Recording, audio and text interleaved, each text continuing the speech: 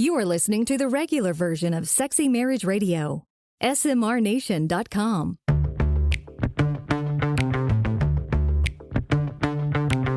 You've turned on Sexy Marriage Radio, where the best sex happens in the marriage bed.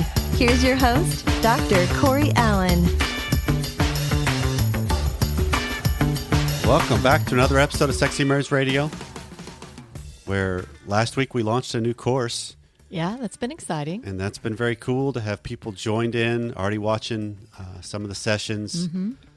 Speaking up, there can be dialogues that happen. If you're members of the course, then there's dialogues that can happen there on the platform. But just by way of announcement, we've got 2 more in the pipeline. And just to plant some seeds, we don't have dates to save yet, but we are going to record these live, and they'll just be quick 2-day conferences if you want to show up. If you want to fly in to Dallas and have a little quick 2-day deep dive, or if you live local, for sure, please come join us, and we'll give you the dates as soon as we have them set up. But we're going to record 2 more courses live, and we would love the SMR Nation members to be in the audience, and it'll be free. All you got to do is just get here. Bonus. So we'll let you know as soon as that is set up. But the one thing that is set up is Sexy Marriage Radio Getaway 2022. Indianapolis. In Indianapolis is already set up. There's already people joining us, signing up. And so go to smrnation.com/getaway to join us this June, because it's going to be a fantastic time in downtown Indy. SMR Nation on the road. I'm already looking forward to the food. You would be looking forward to the food already. Yes. I am married to a foodie. Shrimp cocktail. Well, welcome to Sexy Marriage Radio. What we want to have happen going on here is we want the nation to help us out. And the way you do is you let us know what's going on in your world. You can ask your questions, email us, call us, 214-702-9565. Make a recording of your message or question and email it to us, or just email us at feedback@sexymarriageradio.com, because this is listener-driven radio. And what we want to do is speak to what's going on in your world and the things that will help you, because all of us have roadblocks. All of us have things that will happen in our life and in our marriage that will get in the way. And sometimes just a better perspective on how, or a different perspective on how to view it and how to frame the conversation is all the jumpstart we need. Right. And that's what we try to do here at SMR. And we want to help you. And we've got a couple new things we're trying out this week on today's episode. And we'll want your feedback even more if this ends up happening well. And Let us know how you think it worked. absolutely. The last thing we ask is we ask a favor from you. If you like what's going on here, we ask you to rate and review the show on iTunes or Spotify or any way you listen. If there's an option to rate and review or leave a comment, please do, because we want to spread the word that married sex is the hotbed for sex, and SMR is a great resource to help make your bedroom as hot as can be, because winter's coming and it's going to be cold outside. So let's heat it up. Right. Well, coming up on today's regular free version of Sexy Marriage Radio is we've got to wrap up something from a prior episode on the BDSM content that we did. Okay. With some feedback that came in from a married couple, which I love it. Both husband and wife emailed us. That's good. And we love the dialogue and the pushback. When we miss something or are off base on something, that's what makes all of us better. And so we're going to address that a little bit, plus a couple of other emails that have come in or voicemails that have come in. And then on the extended content today, which is deeper, longer, and there are no ads, you can subscribe at smrnation.com/SMR Academy. Last week's episode with Dr. Lori Watson in the extended content, we talked about the yin and the yang and a polarity of energies that are out there. And she walked through kind of a way you could approach it via her training and her framework, with the psychological theory she follows. I want to present an alternative. Okay. And we want to talk through a gridlock issue. And this is where we're going to ask members of the extended content, if you've got gridlock issues, let us know what they are, and we'll help you unpack them too. All that's coming up on today's show. So Pam, in episode 541, we did, that was the 8 tips for great sex. was the title of that episode, if I believe. Okay. We did a segment in there where somebody had emailed in about what is our thought on BDSM, because there's not many Christian-based resources that will address the subject. And so we attempted to. And here's just a couple of clips from that episode. Okay. So it is one of those areas where you're talking about the underside of relationships a lot, of us as people. We all have a nasty side. We all have touches of this, which I'm going to pivot to in just a minute. Okay. But there is an element of playing in that polarity of power, submission, erotic. There's some polarity that comes into this where you both kind of play a role, if you will, that is not typically what a lot of people like to dabble in. And so is there, because it comes down to your own personal relationship and your own marriage relationship.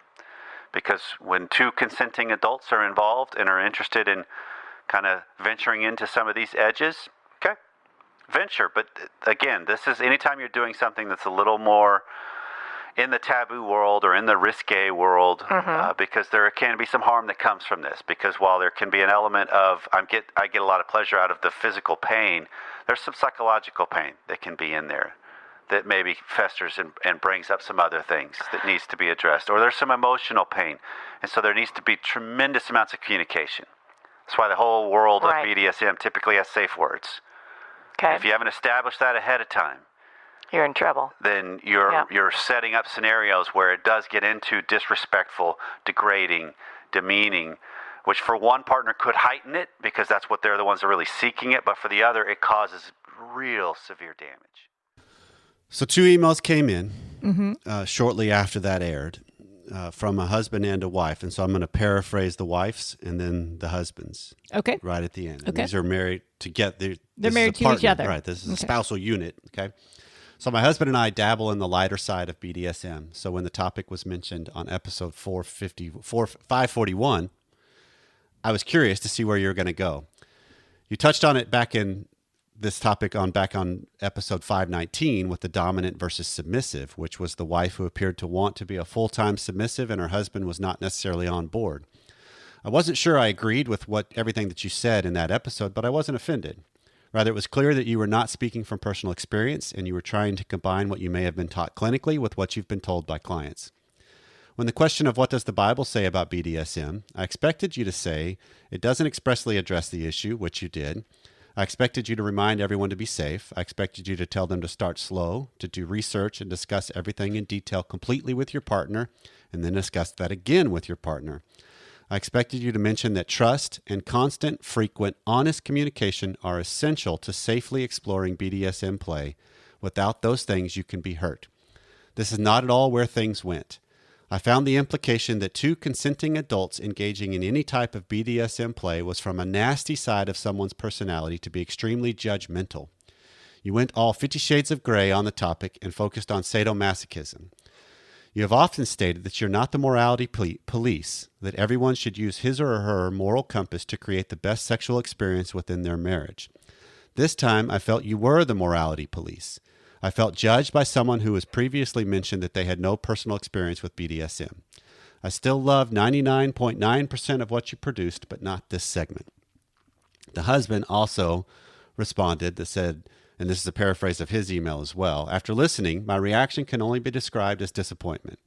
You had the opportunity to educate your audience on a topic that's widely discussed but rarely understood. Instead of focusing on the central tenet of communication in BDSM, you talk about how, if not done right, it can bring harm.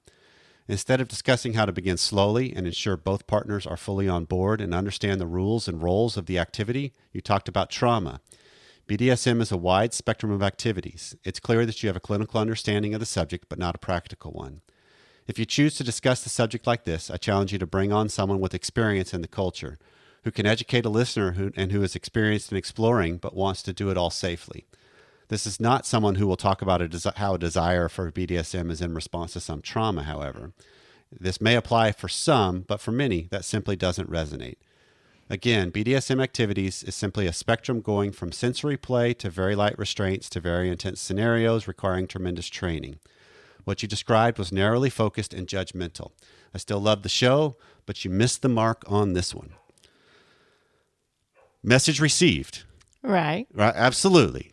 Because I went back and listened to the whole segment, and the 2 clips we played, those weren't together. No. And so I hear exactly what they're saying. And that When you call something the underside of a relationship, that was in there too. the word nasty to me isn't a thing, but it struck them that way. But to me, that using the phrase underside of a relationship gives an impression that Like a- might be where you're going. like a with it. dark, it's bad. It shouldn't be brought out into the open. And for me, knowing you, in my mind, that was more saying this is something more hidden, something that doesn't really come out. Like the underside is something that we don't usually bring to light. It is definitely harder to go and talk about. Not as many people are talking about it, which you found when you actually went out to try and find. And still am people- trying to find somebody that can talk to this and speak to this with some morality and Right. value-based things as far as the biblical Christian worldview. Right. And they're very difficult to find because there's lots of shows that talk about this, but they don't have the value undergirding we do as a show. And so that's a real difficult needle to thread. Well, if what you will. it is what I love in the emails that they gave, they kind of laid a groundwork for it, right? I mean, that's a teaching right there, and the groundwork that both of them It's gave very well on done. what to address. it's- So we appreciate that. It's very well done. And so my apologies for the word choice, because that matters. Words matter. matter. Where we go with every episode we do, where we will be going in the extended content today, words matter, right. right? The meanings of our words matter. And so it was a poor choice. I was meaning it in the sense of, we all have a component of us that is dark. And I don't make that as a judgmental. I make that as it's a hidden thing that I don't want anybody else to know about. Or that no one will talk about, right? Right. I mean, the two of you may talk about it together as a couple, but Which that Where increases are the you intimacy finding- in that marriage. Absolutely. When you're willing to talk about this, express the interest or want to dabble and venture into it, fantastic. And follow that guideline that they just laid out of take it slow, have great communication, test Right. out some of the lighter things, the sensory world, the light restraints, that kind of stuff, before you get into the deeper, because the deeper is fraught with a lot of pitfalls that could be if you don't have some experience and some training on how do you do this. I guess the question is, how do you get training? And if you can't find I'm still searching. wholesome stuff I'm out there, going to right? keep looking, Yeah. and I'm going to keep asking around, and eventually something will be found. And if not, hey, SMR Nation, if you know somebody I need to Yeah. be talking to, feedback@sexymarriageradio.com. Right. Please email Where me. did this couple get training from? He referenced training. Where did you find that? Some of it was there's a podcast out there called The Pleasure Mechanics, or put out by The Pleasure Mechanics, and they have a lot on this, and Yeah. I've listened to several. Okay. But it's not following the framework we follow as a show. Gotcha. And so everybody's adults here, but I'm not going to say, hey, go here for sure to find, because that opens up the can of, I'm not condoning all of the value they base their message on. It's Right. just they are more versed in it, Right. whereas I and we are not. Right. So I'm coming at it from a clinical side more so than a personal experience side. Right. We want to thank our sponsor for today's episode, Manscaped. Ladies, perhaps this is something you would wish for this Christmas. Your husband to have a way to be clean and trim in his nether regions. Thankfully, Manscaped can deliver this with the Performance Package 4.0, so you don't have to find Santa's beard in your man's pants again. Ladies, this holiday season, get your man products that will leave him smelling fresh with their all-new Ultra Premium Body Wash and a 2-in-1 shampoo and conditioner. It's time to give the man in your life the gift of beautiful skin, hair, and the chance to be smooth or trim, you can help decide, this holiday season. Go to manscaped.com and use promo code SMR for 20% off plus free shipping. Inside the Manscaped's Performance Package 4.0, you'll find the Signature Lawnmower 4.0. This electric trimmer has proprietary advanced skin-safe technology, the perfect trimmer to keep everything neat and trimmed. And it's an exceptional tool, by the way. Just highly recommend. Corey likes it. Manscaped is going beyond the groin with their new Ultra Premium Body Wash. It's infused with aloe vera and sea salt to keep his skin feeling clean, nice, and moisturized. It smells so good, I guarantee you're going to want to use his body wash too. 'Tis the season to load up on Manscaped products that will actually have you wanting to rock around his Christmas tree. Merry Christmas. Get 20% off plus free shipping with the code SMR at manscaped.com. Every guy has Manscaped in their wish list. Get him products he'll actually use this holiday season. That's a 20% off with free shipping at manscaped.com and use code SMR. Naughty or nice, Manscaped is the #1 gift on Santa's list. Hi, Dr. Allen and Pam. Just wanted to start off by saying I love the show. Thanks for your decade. Your advice through the years have helped me tremendously. My question today is twofold. Is there any scientific evidence that points to why we are attracted to specific parts of the body? I love my wife's bottom, but I don't know why. If it was up to my wife, she wishes I loved her feet the way I love her bum. I do massage her feet regularly, but it does nothing for me. I'd really enjoy rimming my wife, but she kind of thinks it's gross and says the thought of it is uncomfortable. I've kissed the pit of a peach before, and it sends me over the top, but she didn't like it. The second part of my question is, my wife wants to go skydiving, which makes me uncomfortable. Would making a deal be wise? Asking her to agree to let me rim her in exchange for letting her try skydiving. Thanks for your thoughts. I love the boldness of the question. It's a bold question. Okay, you got to set the level playing field here. What is rimming? Rimming is you're using your tongue around the rim of their anus. Okay. So it's licking their anus. I just know there's a lot of people listening that aren't going to know what that is, so I want to make sure we all understand what Absolutely. And I mean, it's under the umbrella of anal play, obviously. And this can be exterior, interior. There's a variety of things that happen and you're capable of. Right. So I hear two questions in this, right? What is it that makes us attracted to certain things versus certain others? Parts, yes. Right. Yeah. Because his wife would love him to be a feet guy.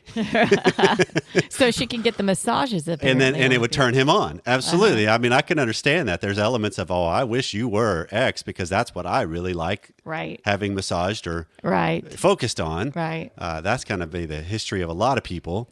But so I did some research, and is there any scientific basis in reasoning why we like certain parts and not others, why we are attracted to certain parts and not others? There's nothing definitive I found in this. The only thing I was finding was from anthropologists.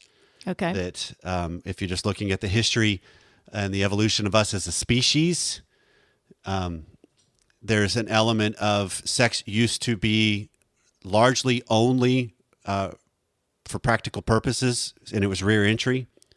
And so there's a speculation from some anthropologists that some people are more butt people because it's rear entry. It's coming from behind. That's what you see. And symmetry is what's most often thought of as attractive, which is rounded, curve, and there's symmetry to it. Mm-hmm. And so a lot of times a nice round rump meant fertility. And if you're thinking about us propagating the species, you're going to be more attracted to people that are fertile and could be possibly helping aid in that process. Right, right. But then it shifted to where when we started having sex facing each other, that changes the dynamic. That changes what we could be attracted to, because now all of a sudden we're facing each other. And so now you could have the possibility of breast men, and you could have and so there's speculation as to what leads to what, but there's no definitive Here's Okay, why you are this. Here's why you are that. Well, I guess that just opened a new question for me. Oh, why was it rear entry before, not front facing? How? It's not like we were different before. Okay, so a lot of it's cultural, because if you were thinking about, look at where we are today in the 21st century and how comfortable of lives largely the entire world lives. Okay. Go way back in history when civilizations were usually at war, at risk of being at war. You had to fight and work hard just to find sustainable food sources, water sources. So sex was not about the romanticized view of sex we have sex now. It wasn't about, hey, let's just go have a fun evening together tonight. Most of the time it was about, I got a little bit of time, let's get this taken care of and we move on, because it's a power play, but it's also a way to continue to promote the species. Just never thought of it that way. Okay. So if you go way back to the caveman days, in a sense, of when most everybody lived in rural environments, you got your prey in some regards, depending on what kind of predatorial animals are around you. And so it's not like, hey, we got a whole lot of time to have a good moment together, baby. Sometimes it's just, we got to get it done. And that's just the way it went. Well, I didn't have a mattress either, so I'm not. One of you's not one to lay on a flat. And have the other person supporting them. There you go. Because it's softer that way when you're on top. That's a different definition then. So then the second question he had of, he likes rimming his wife, or wants to. Yeah. She is not comfortable with it. So now you add in the variable of, she wants to go skydiving. He's not comfortable with it. I've got a What about an exchange? Okay. How is this any different than, if you'll do the dishes, I'll have sex with you? Yeah. I mean, it's an exchange-based model. That's not how this works. No, it's not. And especially when you're talking about, it's not tit for tat.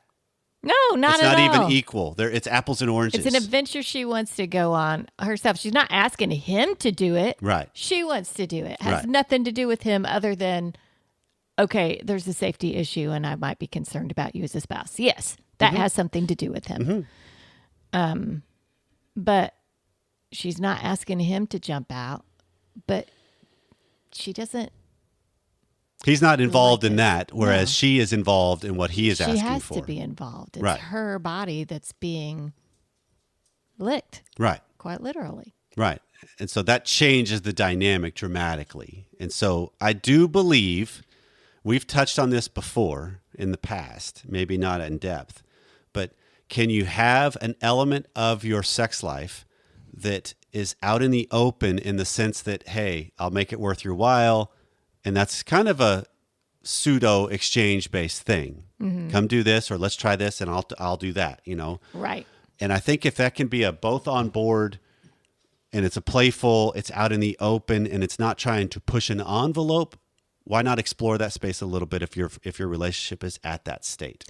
Yeah, Right? if you both have fun with that, that's totally great. But normally, what trips us up most as couples is we make things exchange-based. Right. Right? We say one thing, I'll do this, you do that. You owe me this because I did that. And when that's an undercurrent of, see, I'm finding myself having to be very careful with my wording now. Yeah. Right. But when that's something that's under the surface of a relationship, and it's unspoken expectations, or it's unspoken things, it becomes covert contracts, as Dr. Glover would refer to it, that wrecks things in the long run, if not even the short run. Because then all of a sudden, sometimes we give into things just because we just want the pressure to go away, knowing full well we may not pay when it comes due, which, okay, that's fine. If it's something that's like, yeah, I was just trying to get you off my back. Right. And so this is integrity issues of, okay, so you want to seek that aspect of a sexual dynamic with your wife. Okay, absolutely nothing wrong trying to seek it. But she's got to be a willing participant in it. Right. And so trying to do it as an exchange-based thing, probably going to be a disaster in the short run. Maybe there's some other ways you could bring it up of, hey, you know, there's something I'm really interested in. Is there a scenario in which that might work. You might be interested in trying out. Let's just see. Maybe you would grow to enjoy it, because again, this is one of those things. Our partner's desires are their desires. They can also be a mechanism to help me grow out of my comfort and into an area maybe I do enjoy. But you at least also can get confirmation of I don't, if you're willing to test it out. Mm-hmm. And then it's easier to hold your ground on the things that, nope, not interested. That does nothing for me. That's the mechanism of marriage and growth at its finest. Yeah, it is. But trying to equate the two, totally irrelevant. Yeah. Things to exchange. Not advised. Well said. Once again, I love the willingness of the nation to push back, keep us in check, question, speak up, and just help us be better. Yeah, I absolutely appreciate and love how iron sharpens iron here. It absolutely does, because this is one of those things that when we take stances on stuff, regardless of what it may be, I mean, as hosts of a show, obviously we have a different platform, but we want to be better too. We want to ask the questions of, hey, what did we miss? That's why almost every episode I say, hey, if we left something undone, let us know. That's a serious question and plea. Right. So let us know. What did we miss in this? Because we want to keep the dialogue going, because that's what helps every one of us be better, including ourselves. Well, this has been Sexy Marriage Radio. We're so glad you took some time out of your day to spend it with us. And we hope to see you again next time and in Indy in June 2022.